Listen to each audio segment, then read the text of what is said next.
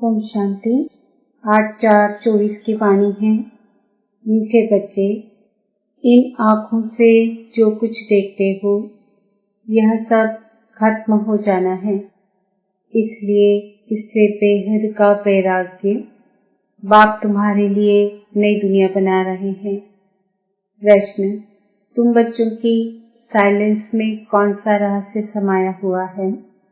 उत्तर, जब तुम साइलेंस में बैठते हो तो शांति धाम को याद करते हो। तुम जानते हो साइलेंस माना जीते जी मरना। यहाँ बाप तुम्हें सद्गुरु के रूप में साइलेंस रहना सिखलाते हैं।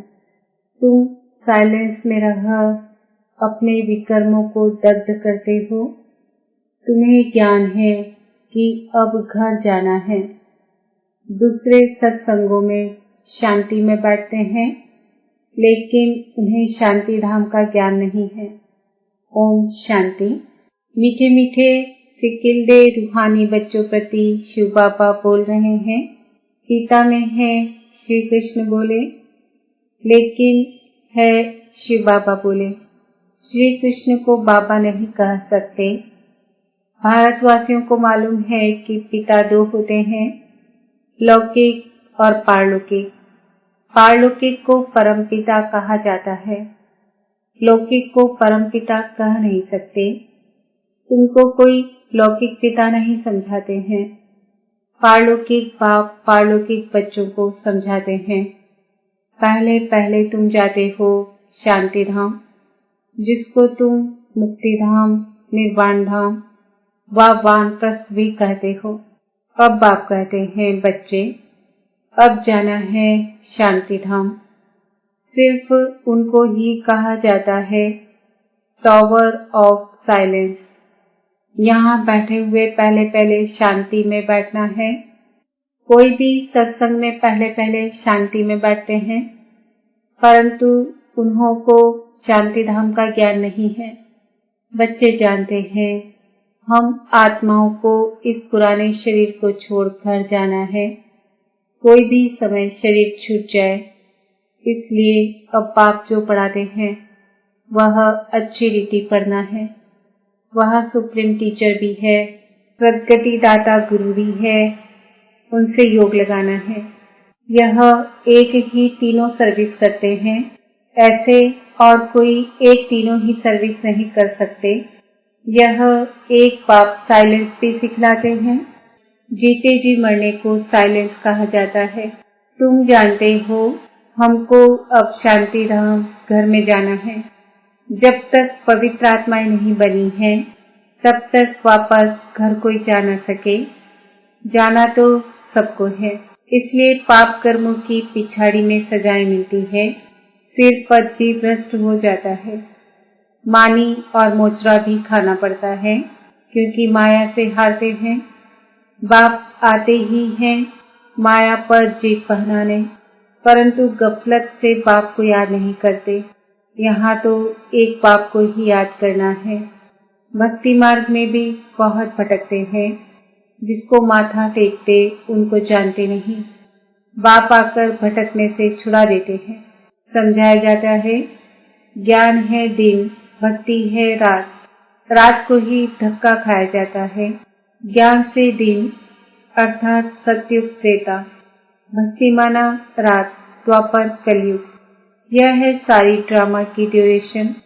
आधा समय दिन, आधा समय रात। प्रजापिता ब्रह्मा कुमार कुमारियों का दिन और रात। यह बेहद की बात है। बेहद का बाप बेहद के संगम पर आते हैं, इसलिए कहा जाता है शिवरात्रि। मनुष्य नहीं समझते कि शिवरात्रि किसको कहा जाता है। तुम्हारे सिवाय एक भी शिवरात्रि के महत्व को नहीं जानता, क्योंकि यह है बीच। जब रात पूरी हो, दिन शुरू होता है। इसको कहा जाता है पुरुषोत्तम संगम युग, पुरानी दुनिया और नई दुनिया का बीच। बाप आते ही हैं पुरुषोत्तम संगम युगे युगे, ऐसे नहीं युगे युगे। सत्युग त्रेता का संगम, उसे भी संगम युग कह देते हैं। बाप कहते हैं यह भूल है। शिव बाबा कहते हैं मुझे याद करो तो पाप विनाश होंगे। इसको योग अग्नि कहा जाता है। तुम सब ब्राह्मण हो, योग सिखाते हो पवित्र होने के लिए। वे ब्राह्मण लोग कामचिता पर चढ़ाते हैं। उन ब्राह्मणों और तुम ब्राह्मणों में रात दिन का फर्क है। वह है कुक वंशावली, तुम हो मुख वंशावली। हर एक बात अच्छी रीति समझने की है। यूं तो कोई भी आते हैं उसको समझाया जाता है, बेहद के बाप को याद करो तो विकर्म विनाश होंगे और बेहद के बाप का परसा मिलेगा। फिर जितना जितना दैवी गुण धारण करेंगे और कराएंगे उतना ऊंच पद पाएंगे। बाप आते ही हैं पतितों को पावन बनाने, तो तुमको भी यह सर्विस करनी है। पतित तो सभी हैं, गुरु लोग किसको भी पावन कर ना सके। पतित पावन नाम शिव बाबा का है। वह आते भी यहाँ हैं जब सभी पूरे पतित बन जाते हैं। ड्रामा के प्लान अनुसार तब बाप आते हैं। पहले पहले तो बच्चों को अल्प समझाते हैं, मुझे याद करो। तुम कहते हो ना वह पतित पावन है। रूहानी बाप को कहा जाता है पतित पावन।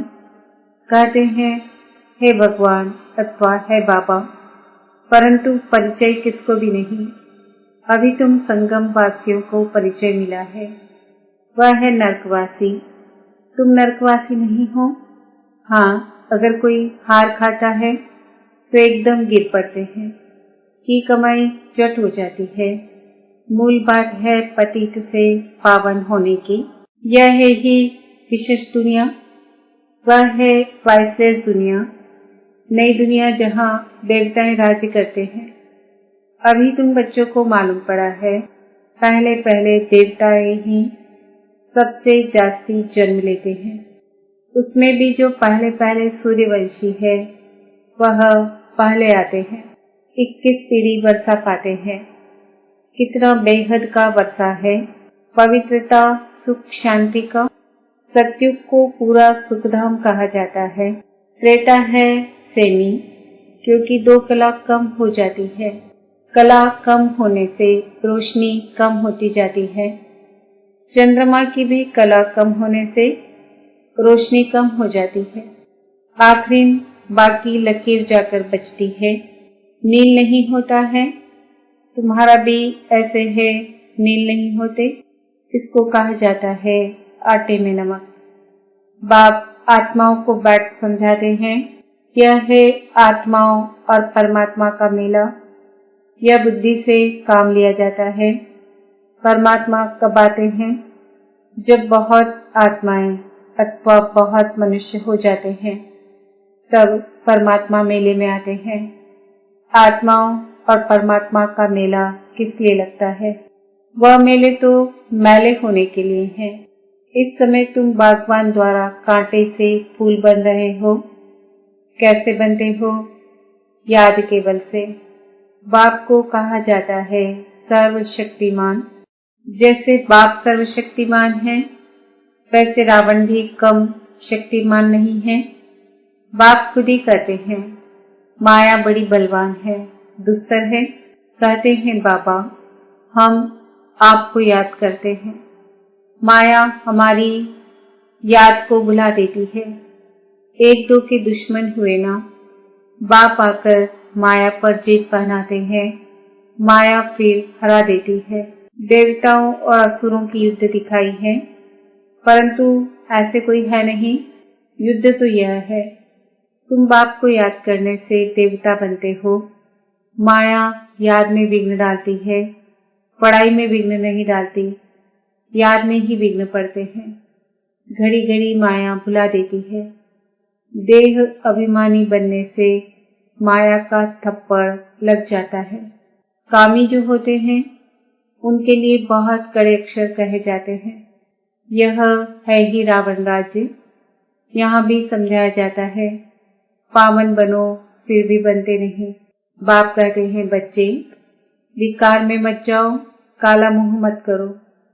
फिर भी लिखते हैं बाबा माया ने हार खिला दी, अर्थात काला मुंह कर बैठे।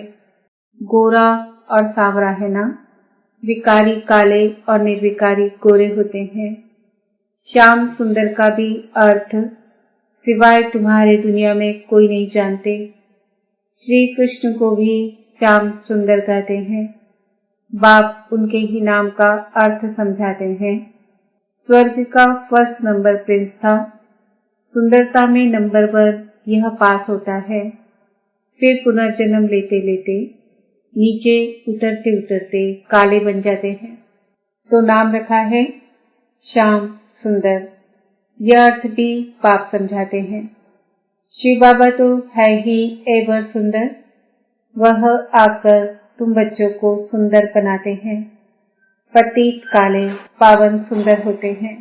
नेचुरल ब्यूटी रहती है। तुम बच्चे आए हो कि हम स्वर्ग का मालिक बने। गायन भी है। शिव भगवान उवाच, माताएं स्वर्ग का द्वार खोलती है, इसलिए वंदे मातरम गाया जाता है। वंदे मातरम तो अंडरस्टूड पिता भी है। बाप माताओं की महिमा को बढ़ाते हैं। पहले लक्ष्मी, पीछे नारायण।